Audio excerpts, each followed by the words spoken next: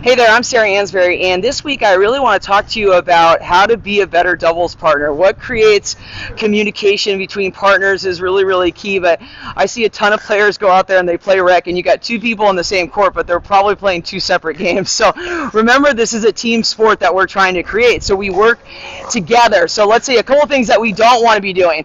I don't want to be going for a ball and my partner going for the same ball and us clashing paddles, okay? Calling the ball solves that problem, okay? If I say me, then my partner knows that I've got that ball and she can stay in her own range and trust the situation. And that is one of the things that players struggle with so much. How do I trust the person next to me? That is learning to communicate with your partner.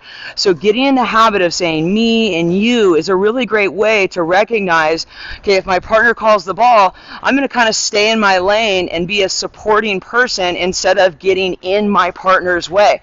If I'm going to go in my middle space, okay, if I'm going to go hit a forehand, let's say, and I take a full swing at my forehand, and my partner is like right next to me, okay, what is always happens? I see, oh, I got to pull off my own shot because I see you, okay? I hear that at least 10 times a day. Well, I saw you moving to the ball, so I pulled off of my own shot.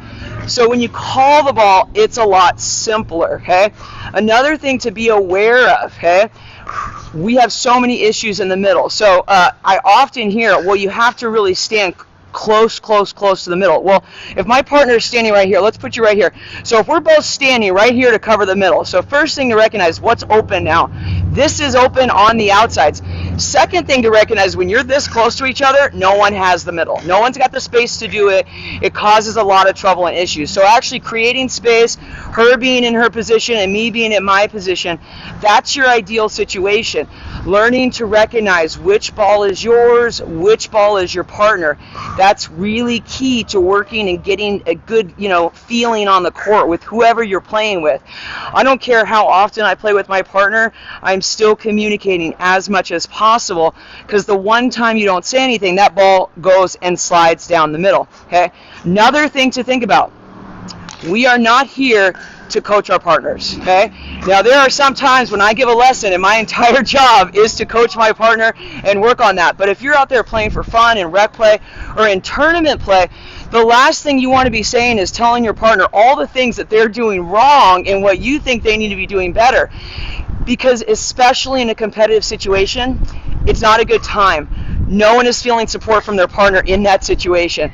Honestly, the best thing that I can do to my partner, if I don't feel like she's doing necessarily what I want, okay, she probably knows she had a bad shot, or I probably know I had a bad shot. So we don't need to tell each other that just happened. The best thing you can do, tell your partner, let's get it next time. One of the favorite things that we do as pros, we tap paddles, okay? We tap paddles after the point and before the point. Every single time we have a choice to do it, we're getting each other in the same rhythm and going through. So if you see two players and they're turning their backs towards each other, walking the opposite way, not saying anything, hey, that's the time that you're probably in command of that court. The better sportsmanship you have, not only with your opponents, with your partner, is actually what's beneficial to everyone. It helps your partner play better, it feels supportive, and you're all able to move on in a much easier sense. So really think about how we say things to the person next to us. And for those of you who don't realize, body language is the vast majority of how we communicate. So that's why the paddle tap is so important. When you have a tendency to roll your eyes, let's say, what I always tell people, get a pair of sunglasses. Hide the fact that you tend to make facial expressions, because the person next to you feels it, okay? So anything that you can do to have better body language on the court not only helps your partner, but it also helps you. If I'm walking around the court like dragging my paddle like this, that's a really kind of negative way to be.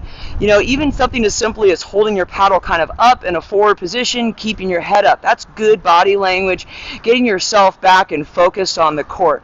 So remember, anytime you're on the court, it's about a partnership. It's not about one person playing, another person playing. You are there to support each other and to set each other up. So from the beginning of the game to the end of the game, remember that the person next to you is your teammate. And how do we want to support our teammate? In every possible way that we can.